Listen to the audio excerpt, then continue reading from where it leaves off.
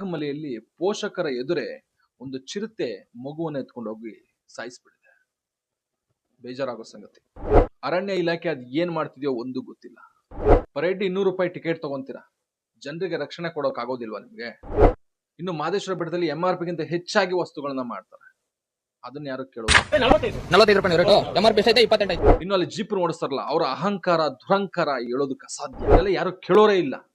ಚಾಮರಾಜನಗರ, ಅದರಲ್ಲೂ ಹನೂರು ಅಂತಂದ್ರೆ ಈ ಒಂದು ಅಧಿಕಾರಿಗಳ ದುರಾಡಳಿತ ಎದ್ದು ಕಾಣಿಸ್ತಾ ಇದೆ. ಬೆಂಗಳೂರಿನ ಕಾಮಾಕ್ಷಿ ಪಾಳ್ಯದ ಹರ್ಷಿತ್ ಅನ್ನೋ ಒಂದು ಚಿಕ್ಕ ಹುಡುಗನ ಪ್ರಾಣ ಹೋಗಿದೆ ಚಿರತೆ ದಾಳಿಯಿಂದ.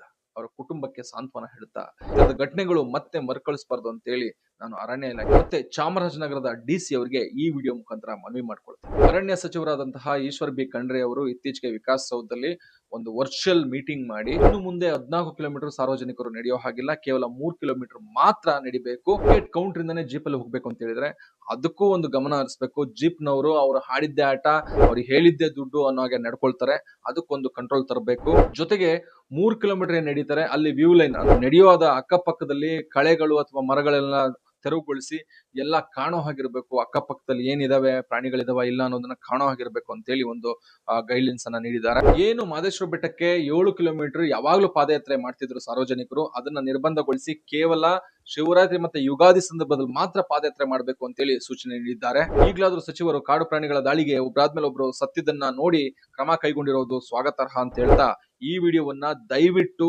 ಮಾನ್ಯ ಜಿಲ್ಲಾಧಿಕಾರಿ ಅವರಿಗೆ ಹಾಗೂ ಅರಣ್ಯ ಅಧಿಕಾರಿಗಳಿಗೆ, ಚಾಮರಾಜನಗರದ ಸಾರ್ವಜನಿಕರಿಗೆ ಶೇರ್ ಮಾಡಿ. ಮಾದೇಶ್ವರ ಬೆಟ್ಟಕ್ಕೆ ಹಾಗೂ ನಾಗಮಲೆಗೆ ಯಾರ್ಯಾರು ಯಾವಾಗ್ಲೂ ಪಾದಯಾತ್ರೆಯನ್ನ ಕೈಗೊಳ್ಳಬೇಕು ಅಂತಿದ್ರು ಅವರಿಗೆ ಈ ವಿಡಿಯೋವನ್ನ ಶೇರ್ ಮಾಡಿ, ಈ ಮಾಹಿತಿಯನ್ನ ಅವರಿಗೆ ಹಂಚ್ಕೊಳ್ಳಿ. ಅಂತಂದ್ರೆ ಸರ್ಕಾರದ ಸೂಚನೆಗಳು ಏನ್ ಇಂಪ್ಲಿಮೆಂಟ್ ಆಗಿದೆ, ಈ ಸೂಚನೆಗಳು ಅವ್ರಿಗೆಲ್ರಿಗೂ ತಲುಪಲಿ, ಮತ್ತೆ ಯಾವಾಗ ಪಾದಯಾತ್ರೆ ಕೈಗೊಳ್ಳಬೇಕು ಅನ್ನೋದು ಅವ್ರಿಗೂ ಗೊತ್ತಾಗ್ಲಿ ಅನ್ನೋ ಈ ವಿಡಿಯೋದ ಮುಖ್ಯ ಉದ್ದೇಶ. ಕಂಟೆಂಟ್ ಗಳ ವಿಡಿಯೋಗಳಿಗಾಗಿ ನನ್ನ ಸೋಷಿಯಲ್ ಮೀಡಿಯಾ ಅಕೌಂಟ್ಸ್ ನ ಫಾಲೋ ಅಂಡ್ ಸಬ್ಸ್ಕ್ರೈಬ್ ಮಾಡಿ. Thank you.